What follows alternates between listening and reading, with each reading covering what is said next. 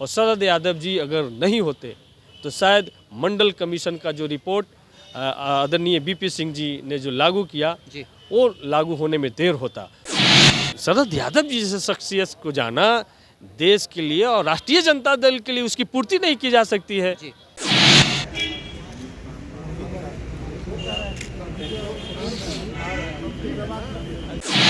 नमस्कार, मैं साकेत कुमार। आप बिहार इन शॉर्ट्स देख रहे। देखिए, शरद यादव 75 साल की आयु में अंतिम सांसें लिए। दिल्ली में उनका निधन हो गया है। आज हमारे साथ बातचीत करने के लिए राजद कोटे के विधायक सतीश दास से इनसे बातचीत करेंगे और जानेंगे कि किस तरह से शरद यादव को याद करते हैं।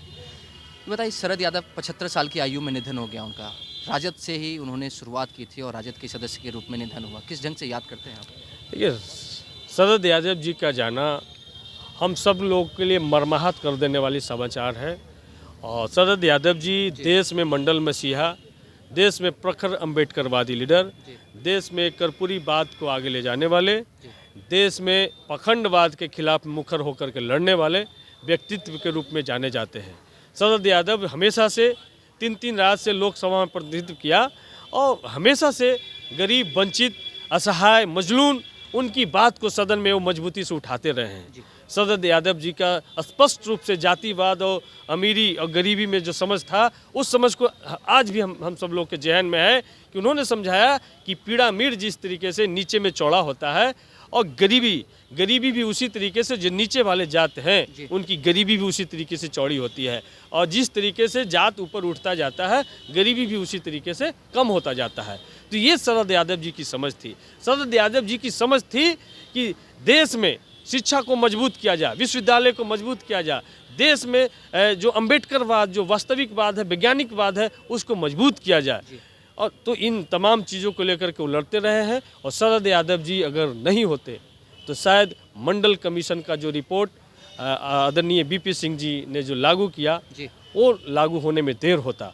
तो शरद यादव जी को इसीलिए मंडल मसीहा के रूप में जाना जाता है। मंडल कमीशन की रिपोर्ट लागू कराने के लिए शरद यादव जी हों, लालू प्रसाद यादव जी हों, मुलायम सिंह हों, रामविलास जी हों या मानवर काशीराम साहब हों, इन लोगों ने जिस तरीके से मंडल कमीशन के आंदोलन को तेज़ किया कि कमंडल उसमें बह गया। और बाद में ओबीसी के लिए सेवा में, ओबीसी के लिए शिक्षा में जो आरक्षण मिला, जिसके वजह से ओबीसी के बच्चे, पिछड़ी जाति के बच्चे विश्वविद्यालय में पहुंच सके, कॉलेज में पहुंच सके, नौकरी में पहुंच सके।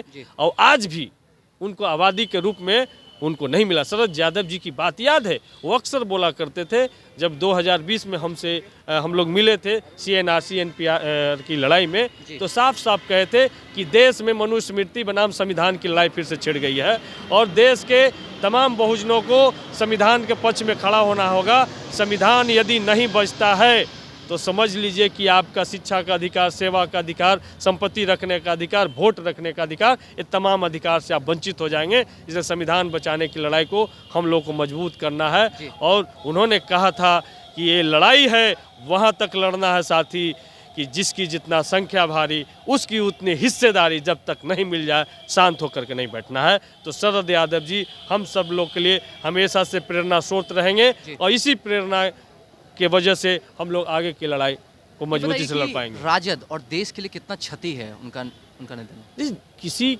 शरद यादव जी जैसे शख्सियत को जाना देश के लिए और राष्ट्रीय जनता दल के लिए उसकी पूर्ति नहीं की जा सकती है।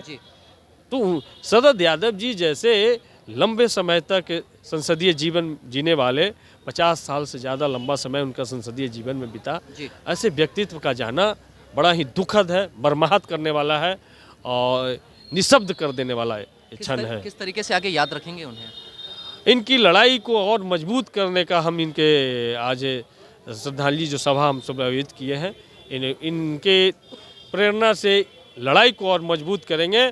और जब भी कमज़ोर पड़ेंगे शरद यादव जी को पढ़ेंगे, शरद यादव जी को सुनेंगे और फिर से उसी ताजगी के साथ, जिस ताजगी के साथ शरद यादव जी लड़ाई को लड़ते थे, उसी ताजगी के साथ हम सब लोग अपनी लड़ाई को लड़ेंगे। एक आखिरी सवाल रहेगा कि किस तरीके से, मतलब आपका कुछ निजी उनसे कुछ यादें रही हो तो वो अगर जो साझा करना चाहे। शरद यादव जी से निजी है कि हम उनके साथ, हमको रात में रहने का मौका मिला।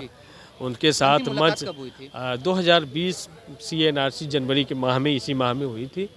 जब CNRC के लिए दिल्ली से डायरेक्ट वो गया आए थे, एयरपोर्ट से उनको लेकर के हम सब आए थे, सभा स्थल पर उनको लाए थे और उन्होंने जो वो बातें बोली थी वो आज भी बातें कान में गूंज रहा है कि किस तरीके से ये नरेंद्र मोदी और भाजपा की सरकार CA/NRC NPR लगा करके खास करके जो भारत के बहुजन समाज के लोग हैं, जो भूमिहीन जो लोग हैं, उनको वोट के अधिकार से किस तरीके से उनके तमाम अधिकारों से वंचित करने का साजिश है। वो जो उनका साफ साफ सफगोई से जो उन्होंने बात रखी थी वो बात आज भी हमारे कान में गूंज रही है। ठीक है। तो देखिए हमारे साथ बातचीत करने के लिए आरजेडी कोटे से विधायक सतीश दास मौजूद थे। शरद यादव के निधन हो चुका है 75 वर्ष की आयु में, उन्होंने अपनी आखिरी सांस ली है। तो ये अपनी पुरानी यादों को ताज़ा कर रहे थे, किस तरह से शरद यादव के साथ 2020 में इन्होंने मुलाकात की थी, क्या क्या बातें हुई थी और राजद के लिए और देश के लिए कितना क्षति है उनका चले जाना, इन सब बातों को रखा सतीश दास ने। इस तरह की तमाम खबरों को देखने के लिए हमारे चैनल को सब्सक्राइब करें, फेसबुक पेज को लाइक करें। धन्यवाद।